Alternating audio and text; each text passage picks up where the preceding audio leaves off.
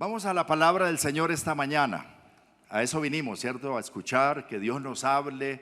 La palabra de Dios es maravillosa. Siempre Dios, cuando abrimos las Escrituras, Él siempre tiene una palabra para guiarnos, para enseñarnos. Como dice el salmista, lámpara es a mis pies tu palabra.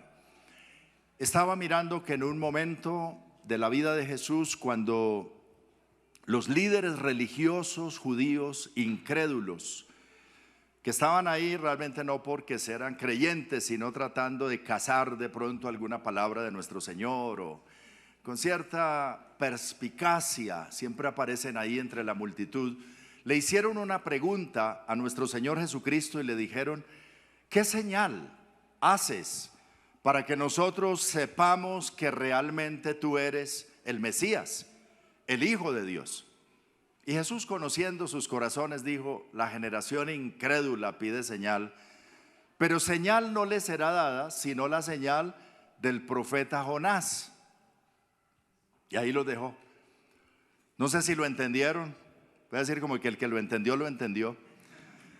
Pero esa expresión es el título de la enseñanza esta mañana: la señal del profeta Jonás. Para Jesús eso era importante, y creo que hay un contenido bien especial. El libro de Jonás, ¿cuántos se acuerdan de Jonás? ¿Qué saben de Jonás? Tal vez lo único que sabemos es que se lo tragó un pez y estuvo en el vientre del pez 3 días y 3 noches y después lo vomitó en la playa, y que después de esa experiencia pues predicó en Nínive con grandes resultados. Es una experiencia corta, es un libro corto, lo invito para que lo lea en casa. Creo que son como 4 páginas nada más. Y no narra siquiera toda la vida de Jonás, sino solamente esa experiencia que tuvo, porque en algún momento desobedeció al Señor y tuvo esa experiencia. Pero ¿cuál es la señal del profeta Jonás? Los invito a leer la palabra del Señor. Vamos a leer una referencia en el libro de Jonás, capítulo 1, pero también en el Evangelio según San Marcos, en el capítulo 4, verso 36 al 41. Y también vamos a leer en Mateo capítulo 12, del versículo 39 al 40. ¿Por qué estas lecturas? Es que me llamó la atención que así como Jonás estuvo en una tempestad en alta mar, Jesús también se vio en una situación semejante, y hay unos paralelos que quiero que miremos en esta mañana. Entonces vamos a leer con atención la palabra del Señor. Los invito a estar de pie para leer la palabra de Dios. Creo que ahí va a estar en pantalla y podamos todos leer juntos. Jonás capítulo 1, vamos a leer el versículo 4 al 6 y el versículo 15 al 17. Dice así: Pero Jehová hizo levantar un gran viento en el mar, y hubo en el mar una tempestad tan grande. Oye, pero ayúdenme a leer, ¿no alcanzan a leer ahí? A ver, otra vez, versículo 4. Pero Jehová hizo levantar un gran viento en el mar, y hubo en el mar una tempestad tan grande que se pensó que se partiría la nave. Y los marineros tuvieron miedo, y cada uno clamaba a su Dios. Y echaron al mar los enseres que había en la nave para descargarla de ellos. Pero Jonás había bajado al interior de la nave y se había echado a dormir.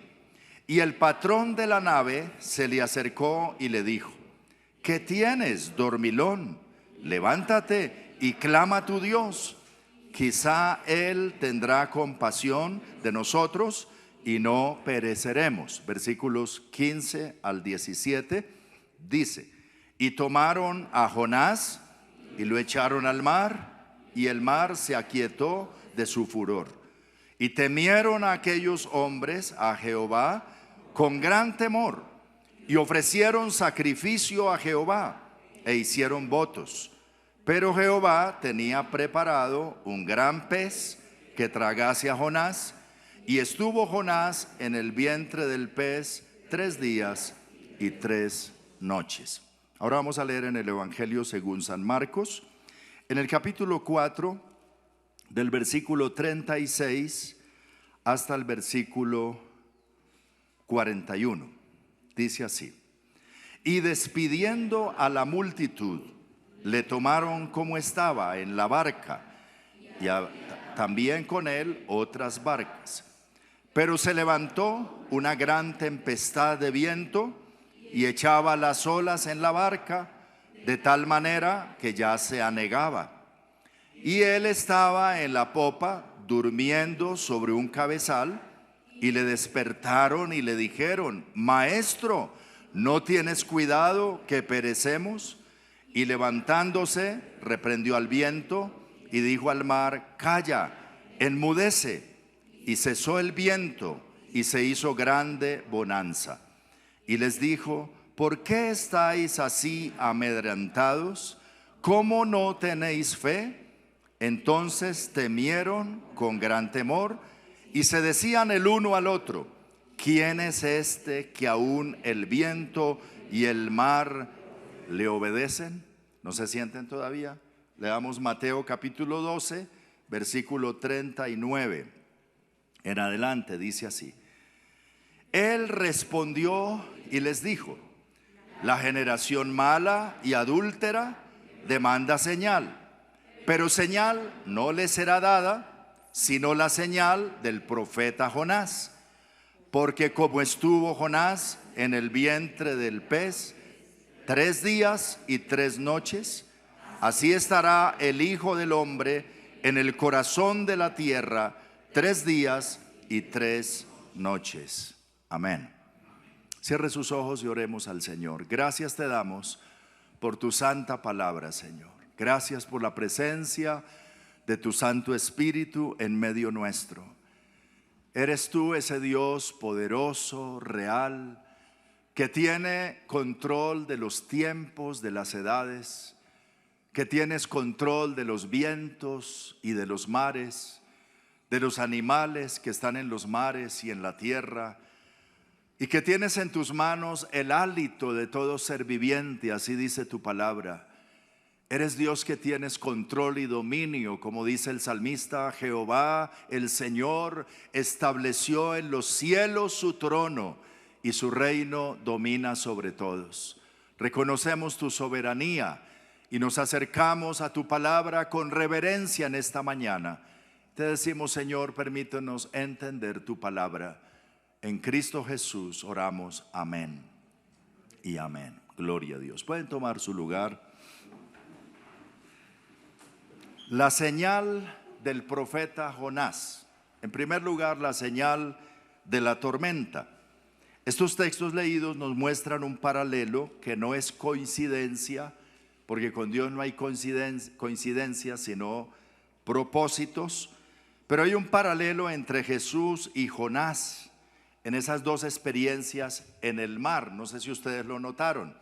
Hay por lo menos 12 cosas que uno podría decir que sucedieron de igual manera: a Jonás en el mar y a Jesús también en el mar, en la barca con sus discípulos. Jesús y Jonás estuvieron ambos en el agua a bordo de embarcaciones en situaciones muy semejantes.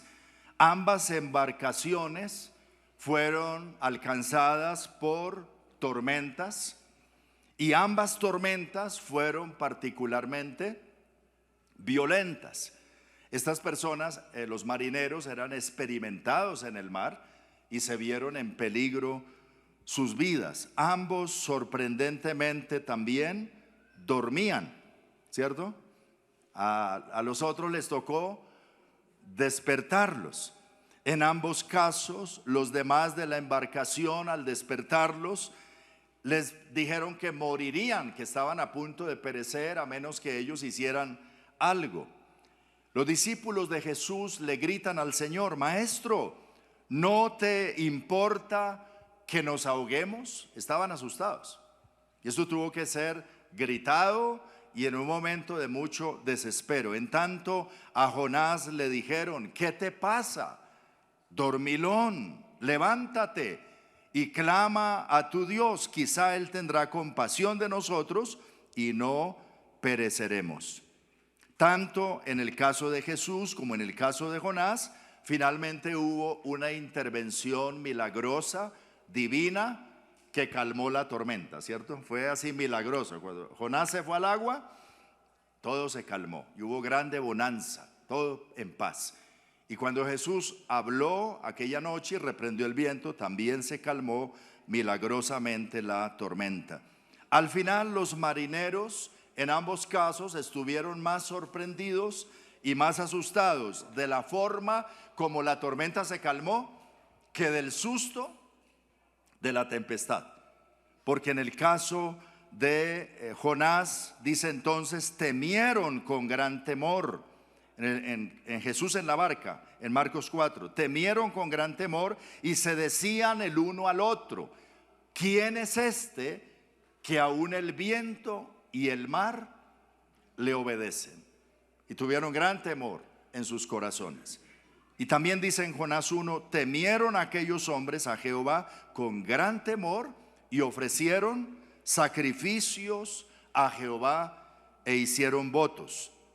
Indudablemente, el Nuevo Testamento nos hace claridad sobre la experiencia de Jonás, cuya muerte, que no fue literal, pero sí figurativa, o que estuvo al borde de la muerte, ayudó a salvar la vida de aquellos marineros. No hubo otra manera en que ellos pudieran salvarse, entre comillas, sino cuando Jonás decide entregar la vida y dice: no, el problema soy yo, échenme al mar y la tormenta se calmará y ustedes vivirán. De la misma manera, Jesús también voluntariamente se entrega a la muerte, es así literal, también para salvar a todo aquel que a través de Jesús puede acercarse a Dios.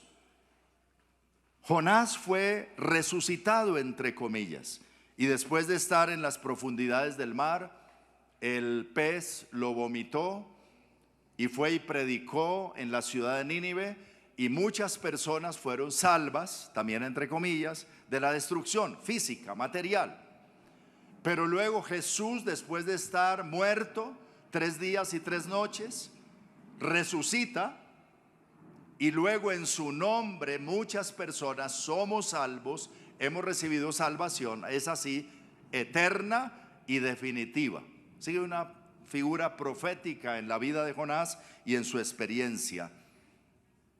Ante la incredulidad de los judíos, por eso Jesús declaró que los de Nínive, los ninivitas, se levantarían al final del tiempo y condenarían a esa generación, porque ellos se arrepintieron ante la predicación de Jonás. Y dijo Jesús: y he aquí más que Jonás en este lugar, y ustedes no quieren creer. De tal manera que esos ninivitas condenarían a esa generación. Ahora, ¿qué encontramos en esto entonces? En este paralelo, que Jesús se entregó voluntariamente a la muerte por cada uno de nosotros para enfrentar la peor tormenta que se puede enfrentar, que es la tormenta de la justicia divina, la tormenta de la ira de Dios. Cuando una persona es juzgada por sus delitos, la fiscalía le imputa los cargos, eso es delicado, ¿cierto? De hecho, en estos días hemos escuchado bastante de eso aquí en Colombia. Y entonces mucha gente quizá temerosa de que también me salpique a mí. Y algunos, aunque tienen temor quizá de la justicia humana, aunque es demorada y no funciona como lo desearíamos, sin embargo, ¿qué pensar de la justicia divina? De que el juez de toda la tierra, un día todos nosotros compareceremos ante su trono para dar cuenta por nuestra vida, y que de toda palabra ociosa inclusive que hablan los hombres o las mujeres, de ella darán cuenta en el día del juicio. Así dijo el Señor: seremos juzgados. Dice la palabra que Dios estableció un día en el cual juzgará a los vivos y a los muertos por aquel varón a quien designó, dando fe a todos con haberlo levantado de entre los muertos.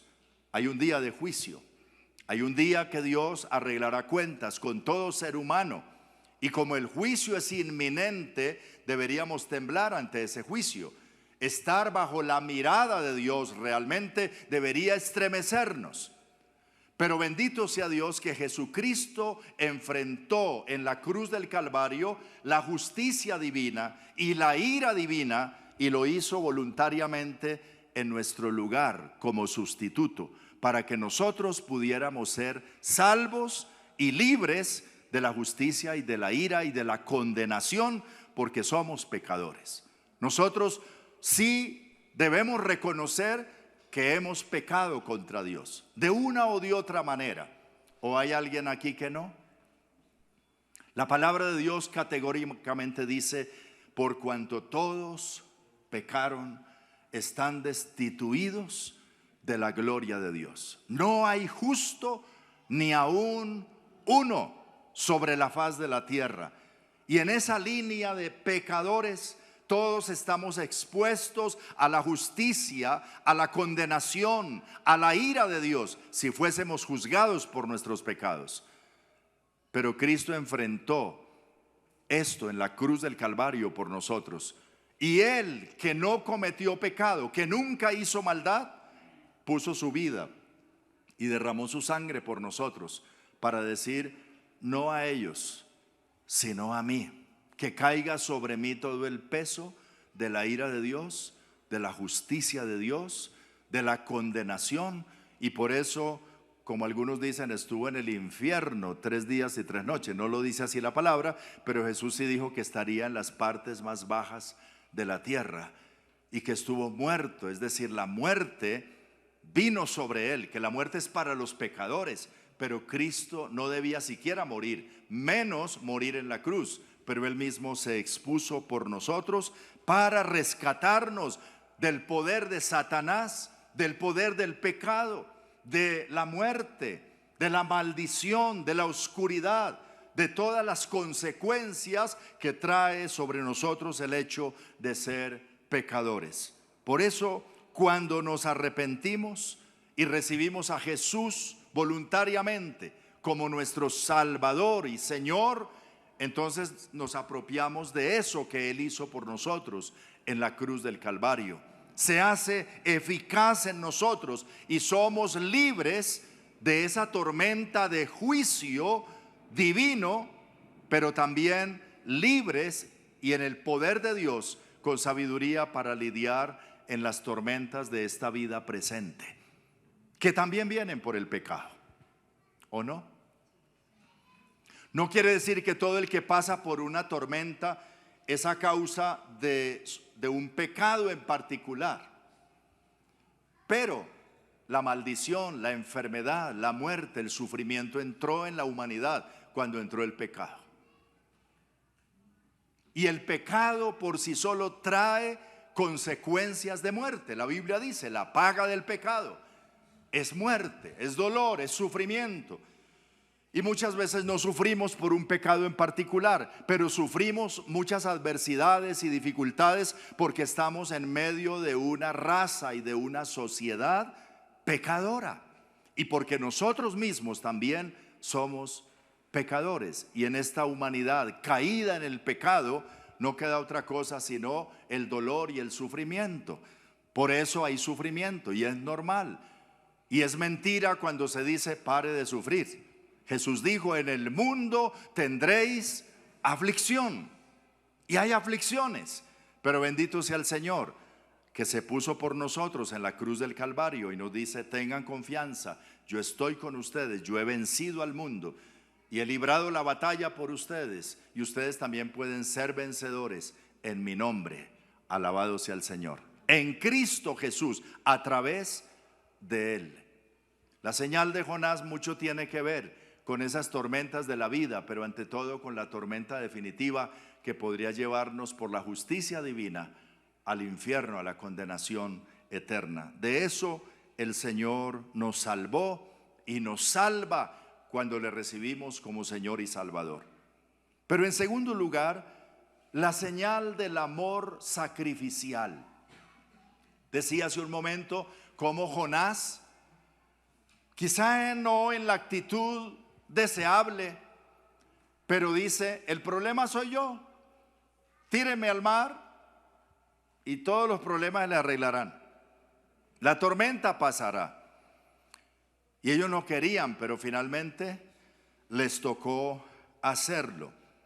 Jonás se entregó voluntariamente para salvarle la vida a los marineros.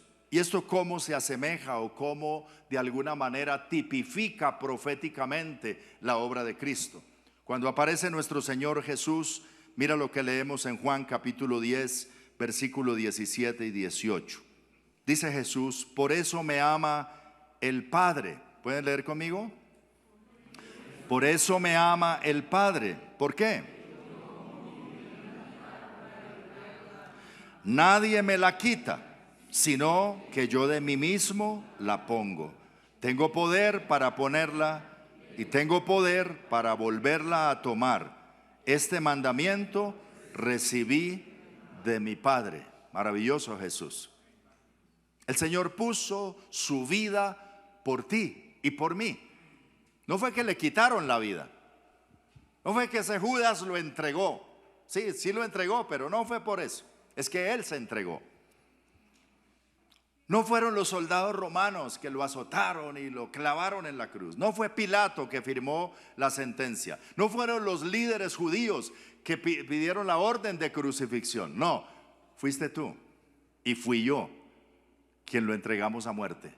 Y ni siquiera nosotros. Él dice, es que no, ustedes no me entregan. Yo mismo quiero poner mi vida por ti. Y Él puso su vida por mí y por ti. En Juan 15, 13 dice, nadie tiene mayor amor que este, que uno ponga su vida por sus amigos. No hay alguien que te ame más que nuestro Señor Jesucristo, que puso su vida por ti, voluntariamente, en un amor sacrificial, amor que se entrega, amor que se sacrifica, amor que da todo por el ser amado, aún la vida misma, amor que, como dice 1 Corintios 13, no busca lo suyo, amor que es sufrido.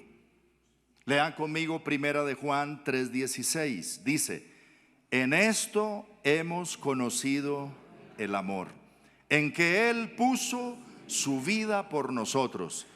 También nosotros debemos poner nuestra vida por los hermanos. Aquí se complicó la cosa. Porque bonito que el Señor pone su vida por nosotros. Maravilloso. Por eso lo adoramos. Por eso lo seguimos. Es el gran amor de Dios revelado para nosotros. Pero aquí dice que nosotros debemos hacer lo mismo por nuestros hermanos. ¿Y cuáles serán esos hermanos? ¿Sus hermanos en carne? También. ¿Sus hermanos en Cristo? También. ¿Su familia? ¿Su esposa? ¿Su esposo? ¿Su prójimo? ¿Su vecino? Dios ama a todos. De tal manera amó Dios al mundo. Juan 3:16. Es que ese nos lo aprendemos muy bien, ¿no? Juan 3:16. ¿Cómo dice? Porque de tal manera amó Dios al mundo, que ha dado a su Hijo unigénito, para que todo aquel que en Él cree no se pierda, mas tenga vida eterna. Y 1 Juan 3:16. Ese nos lo vamos a aprender hoy. En esto, leámoslo otra vez. En esto se mostró el amor de Dios, en que Él puso su vida por nosotros. También nosotros debemos poner nuestras vidas por los hermanos. Ese es el compromiso. El primero es la oferta y el otro es el compromiso. ¿Qué es lo que pasa con el amor hoy en día? El amor que vemos aún en la iglesia, desafortunadamente, pero en el mundo, un amor muy barato, un amor muy superficial, un amor que exige, que demanda, que si tú haces, yo hago, pero si tú no haces, yo estoy libre también de no tener compromiso ahí. Y entonces suele suceder que nos casamos con la mujer amada o con el hombre amado y le prometemos amor, ¿cierto? Es que te amo. Y al ratico ya está cambiando porque las cosas no se dieron. Cuando tiene que ceder, cuando tiene que sacrificar, cuando tiene que entregar y no solo recibir, entonces la sociedad dice: puedes desecharlo. Nada más de común acuerdo, ya no se aman, es que el amor se me acabó, dicen algunas parejas en consejería. Pastor, es que ya yo no lo amo, se me acabó el amor. Entonces eso no era amor, porque mi Biblia dice que el amor nunca deja de ser. Eso no se acaba, porque Dios nunca se acaba y Dios es amor. Él es la fuente del verdadero amor. Lo que pasa es que a veces confundimos ciertos sentimientos humanos con lo que es el verdadero amor. Y el verdadero amor, dice, en esto se mostró el amor de Dios, en que Jesús puso su vida, se sacrificó, se entregó, dio su vida por los que dice que ama. Así tú debes entregar tu vida por el que dices que amas o por la que dices que amas. Y la pregunta es: ¿cuánto estás dispuesto realmente a entregar por amor? Amor sacrificial. Amor que se da, que se entrega, que se sacrifica. Este amor, la verdad, solo se puede recibir de Dios y es la obra del Espíritu Santo en nosotros. Romanos capítulo 5, versículos 5 al 8, así lo dice. Dice: en esa esperanza, y esa esperanza no acabará en desilusión. Lean conmigo. Pues sabemos con cuánta ternura nos ama Dios, porque nos ha dado el Espíritu Santo para llenar nuestro corazón con su amor. Cuando éramos totalmente incapaces de salvarnos, Cristo vino en el momento preciso y murió por nosotros, pecadores. Ahora bien, casi nadie se ofrecería a morir por una persona honrada, aunque tal vez alguien podría estar dispuesto a dar su vida por una persona extraordinariamente buena. Pero Dios mostró el gran amor que nos tiene al enviar a Cristo a morir por nosotros cuando todavía no lo merecíamos. ¿Cómo le parece esto? Así nosotros debemos poner nuestra vida por los que decimos que amamos. Estaba recordando que en el 2017, el 3 de octubre del 2017, hubo una masacre en Las Vegas. Ustedes la recordarán. Un loco que empezó a disparar sobre la multitud y mató a 58 personas e hirió como a 500. Eso fue un desastre. Pero en medio de todo eso se resalta la historia de un hombre que se llamó Mike Garry. Él estaba ahí con sus dos hijos. Él era un hombre de 52 años y sus hijos de 20 y 22. Y él luego dio testimonio de su experiencia. Hizo cuando se empezaron a escuchar los disparos y la gente empezó a caer muerta alrededor, él se tiró al piso sobre sus dos hijos y con lágrimas en los ojos decía: es que solo tienen 20 años, 22, yo al menos ya viví 30 más, tengo 52, pero estos muchachos, y los protegió con su mismo cuerpo y estuvo dispuesto a morir por ellos. ¿Sabe? Eso es lo significativo. Tal vez lo más cercano que podríamos hacer de esto es: yo le preguntaba esta mañana y vuelvo a preguntárselo: Oscar, ¿usted estaría dispuesto a morir por mí? No me conteste, ya lo vi dudando, ya me abrió los ojos. No, eso es difícil. Dice en la Biblia: ciertamente alguien quisiera morir, o osaría, se atrevería a morir por alguno, pero extremadamente bueno, alguien que valga la pena, pero dar la vida por... Dios lo hizo por nosotros y nos marca el compromiso de amor de esa manera, de sacrificarnos por otros, entregarnos por otros a tal punto. Este padre lo hizo por los hijos. ¿Qué es lo que quiero mostrar? Que a veces por la esposa o el esposo se nos complican las cosas. A veces hay tanta rabia, tanto enojo, que antes estamos esperando como que mejor se vaya rápido. Como decía una hermanita orando por su esposo: ilumínalo, ilumínalo, ilumínalo, elimínalo, elimínalo, ilumínalo. Al fin, ¿qué, hermana? ¿Que lo ilumine o que lo elimine? Y claro, el sufrimiento es tal. Pero por un hijo, tal vez, cuando pensamos en nuestros hijos como este Mike Garry, decimos: wow, ahí sí yo me la juego toda. De hecho, sacrificamos muchas cosas por nuestros hijos. Tenemos hijos, los que tienen hijos pequeños, ¿sí o no? Esas trasnochadas que nos damos. Buscamos como sea, pero hay que traer la leche a estos niños y pagarles el estudio. Y la damos toda.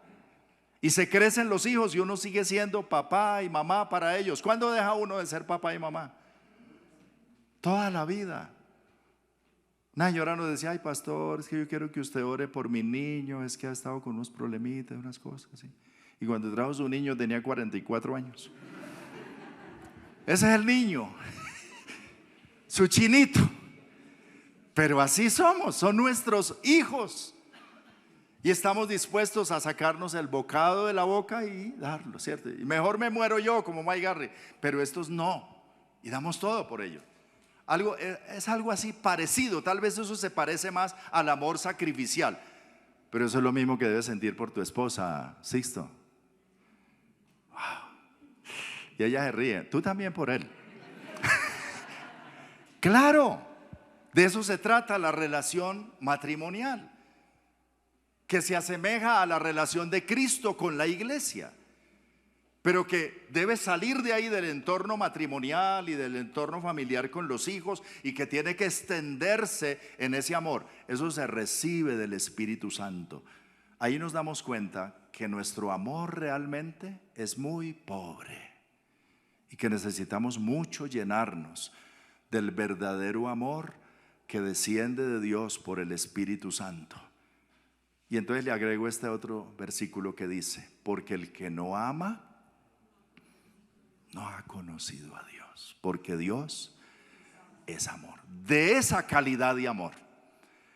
Entonces, estamos lejos todavía de la medida de lo que se espera de nosotros. Pero bendito sea Dios, que Él dice: tranquilo, no te preocupes, sigue creciendo, llénate del Espíritu Santo y recibe de manera sobrenatural de ese amor sacrificial, del amor que hubo en Cristo cuando se entregó por nosotros en la cruz, y que es el que podemos recibir y debemos recibir para poder también consagrarnos a Él y entregarnos al servicio a Él, al servicio a nuestro prójimo, al servicio a la predicación del Evangelio y a buscar la salvación de aquellos que aún no les ha resplandecido la luz de Cristo. Volvamos a repasar Juan 3:16. Primera de Juan 3:16. En esto hemos conocido el amor, en que Él puso su vida por nosotros. También nosotros debemos poner nuestras vidas por los hermanos. Amor es entrega. Diga conmigo eso: amor es entrega, es sacrificio. La esencia del odio es el asesinato, ¿verdad? Cuando se odia a una persona, lo que se quiere es que se muera. Y si logramos ayudar, ayudamos. Por eso dice la palabra, el Señor dijo: la ley dice no matará. Yo te digo que el que aborrece a su hermano ya es homicida. Ni siquiera te enojarás contra él. Debes vivir en amor con él. Así que si asesinar es quitarle la vida a otra persona, el autosacrificio es dar la vida por el otro. Mientras que asesinato es quitarle la vida, amarlo es dar la vida por él, sacrificarse por él. Eso es lo que Dios hizo por nosotros. Y pregunto, ¿de qué manera podríamos sacrificarnos por las personas que decimos que amamos? Porque el amor ha de ser demostrado. El amor es un verbo que denota acción, ¿sí? Yo amo, tú amas, él ama, nosotros amamos, ellos aman. Pero todo verbo denota una acción. Cuando la Biblia dice, ama a tu esposa, a los esposos que están aquí, maridos, amad a vuestras esposas. Entonces yo te pregunto, ¿qué has hecho en el día de hoy, a la hora que vamos, para amar a tu esposa como un acto de amor? ¿Al menos se lo has dicho? ¿Le llevaste el desayuno? Algo que hayamos hecho. O amar al prójimo. ¿Qué has hecho por él? A tu papá, a tu mamá. Los padres la damos toda por los niños, por los hijos, por los niños aunque sean de 40 y pico. Pero ellos, muchos hijos son ingratos, ¿cierto? Ni una llamada, no se preocupan, se generan barreras. Y yo lo digo porque muchas veces yo hice eso también con mi papá y mi mamá. Me tocaba pedirle perdón al Señor cada rato, porque debía hacer más. Y como hijos, los jóvenes que están acá, Dios dice, ama y honra a tus padres. Y la pregunta es, ¿qué puedo hacer? ¿Qué puedo sacrificar? ¿Qué puedo entregar? ¿Qué puedo negarme a mí mismo para demostrar verdaderamente que amo? El amor debe traducirse en acciones. Dice Juan en su primera carta, no amemos de palabra y de lengua, sino con hechos y en verdad. Alabado sea el Señor. Y así es que nuestra vida cambia, es transformada cuando envolvemos ese amor en algo que nos cuesta y lo entregamos. Ese es el amor de Dios, ese es el amor sacrificial y es el amor que Cristo demostró en la cruz del Calvario. Por eso dijo, esta generación incrédula lo único que tendrá será la señal del profeta Jonás. Qué amor, bendito sea el nombre del Señor, de entregar la vida por otros. Y número 3, la señal de la sustitución.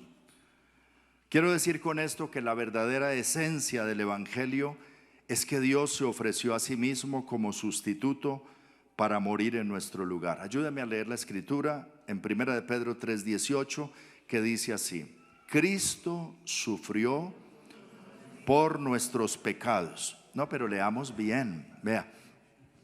Es que hay un poder. ¿Cuántos creen que la palabra de Dios es poderosa? Amén. Y que cuando la leemos y la verbalizamos, estamos declarando vida. Por la palabra de Dios fueron hechos los cielos y la tierra.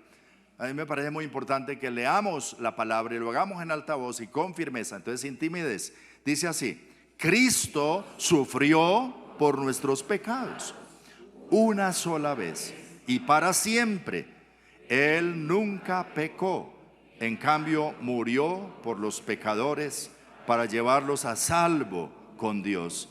Sufrió la muerte física, pero volvió a la vida en el Espíritu. Ahora 2 Corintios 5, 19 y 21 en la Nueva Traducción Viviente dice así: pues Dios estaba en Cristo reconciliando al mundo consigo mismo, no tomando más en cuenta el pecado de la gente, y nos dio a nosotros este maravilloso mensaje de reconciliación.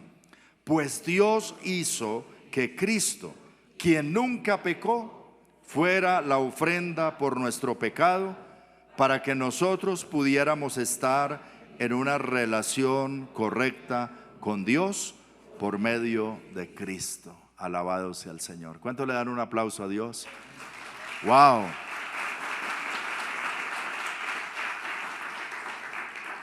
Sustituto. El teólogo John Stott escribió lo siguiente, lo quiero leer literal, textual. Dice: el concepto de la sustitución subyace en el fondo tanto del pecado como de la salvación. La esencia del pecado es que el hombre sustituye a Dios y se coloca en su lugar. Pero la esencia de la salvación es que Dios sustituye al hombre tomando su lugar. ¿No es verdad? El ser humano hoy en día desconoce a Dios y quiere ponerse en el lugar de Dios. Y algunos se atreven a decirlo con blasfemia. Dios, mire, estas manos con las cuales he trabajado, yo. Es ponerse en el lugar de Dios. Pero Dios en su misericordia se pone en nuestro lugar para salvación. El hombre se opone a Dios y se coloca a sí mismo donde solo Dios merece estar. Pero Dios se sacrifica a sí mismo por el hombre y se coloca donde solo el hombre merece estar. ¿Dónde era que el hombre merecía estar?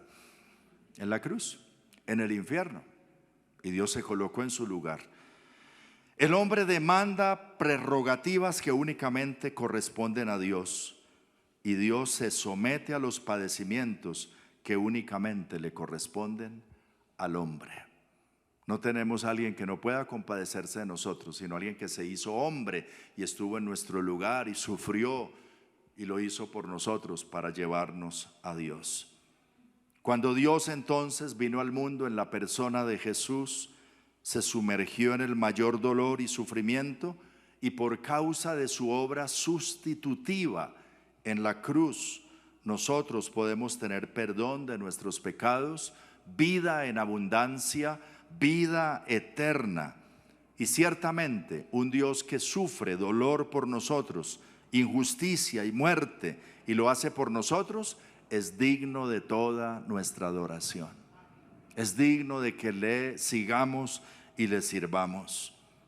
Esta es la señal de Jonás que quería compartirles esta mañana. La señal de uno que sufre las tormentas por nosotros y nos acompaña en nuestras propias tormentas. De uno que se entrega con amor sacrificial por los que ama y nos invita a hacer lo mismo. Y de uno que nos sustituye y se pone en nuestro lugar para reconciliarnos con Dios el Padre. Solamente en la medida que entendamos ese amor y tengamos una relación personal con el Señor, nos convertiremos en las personas que este mundo necesita. Porque cada uno en el mundo busca lo suyo. Pero el Señor está levantando una iglesia que se niegue a sí mismo y pueda pensar y amar al prójimo como a sí mismo con el amor sacrificial de Dios. Por eso no renunciamos a nuestro amor matrimonial, afirmamos nuestros hogares y nuestros matrimonios. Afirmamos el amor de Dios en nuestras casas, en nuestras familias, para los hijos, para los padres, para los abuelos. Afirmamos el amor de Dios sacrificial también en medio de la iglesia, donde unos a otros nos servimos, nos ayudamos y nos edificamos para la gloria de Dios. Y expresamos como pueblo de Dios ese mismo amor hacia afuera, hacia el mundo. No con odio, porque es que ese pecador inmundo.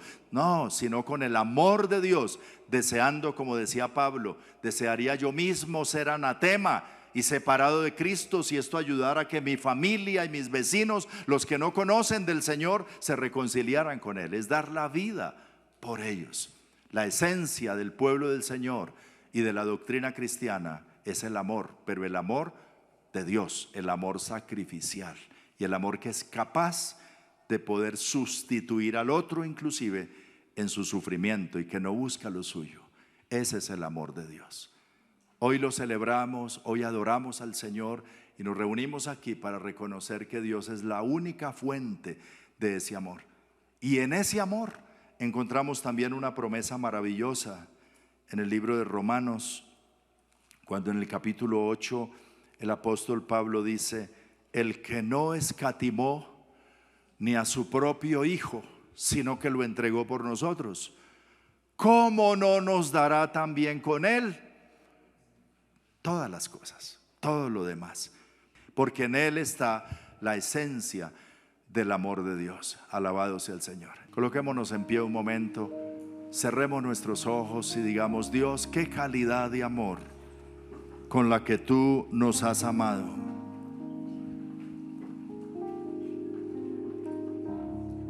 Qué gran amor tú nos has expresado. Qué grande amor al que tú nos desafías en esta hora. Pero qué grande amor también en el cual podemos apoyar nuestras rogativas, nuestras oraciones. No en nuestro propio mérito, no diciendo es que yo me lo merezco, bendíceme porque yo me lo merezco. No, no merecemos nada de ti, Dios. Somos pecadores, merecíamos el juicio, el castigo, pero tu Hijo amado se entregó por mí y derramó su sangre en la cruz. Y Él dijo que todo lo que pidiera en su nombre, tú lo harías, por tu gran amor, por tu gran misericordia. En esa voluntad, Dios, hoy humildemente dile al Señor: yo te pido que me bendigas, que me sanes, que me libertes, que me levantes, que me ayudes con mis tormentas de esta vida. No porque lo merezca yo, sino porque Cristo se puso como sustituto por mí, y a través de Él tú has prometido bendecirme. Gracias, Señor. Aquí estoy, levanto mi corazón y mi voz a ti. Clámale al Señor esta mañana. Si hay alguna necesidad por la cual orar, por la cual pedir hoy, pídele al Señor de todo corazón. Pero apóyate en la misericordia del Señor, que tu fe crezca. Porque si miras tus pecados, tus debilidades, la incredulidad vendrá, porque tú dirás: no, yo no merezco esto, Dios a mí no me oye, y es así, tiene que ser así. Pero dile: gracias, Señor Jesús, porque me has amado tanto, y si me diste la salvación a través de tu muerte, ¿cómo no me darás esto que es más pequeño? ¿Cómo no me ayudarás en esta situación? Yo creo en ti, Señor, y hoy confieso que tú eres suficiente para mí. Lo que yo necesito no es un mejor salario, no es un mejor puesto, no es una mejor casa. No, lo que yo necesito es una mejor relación contigo. Lo que yo necesito es un mejor conocimiento de ti. Revélate a mi vida, Señor. Muéstrate a mi vida. Perdona mis pecados, dile al Señor. Perdona mi rebeldía, mi apatía, mi hostilidad, mi descontrol, Señor. Oh, ven y llena mi corazón, llena mi vida, Señor.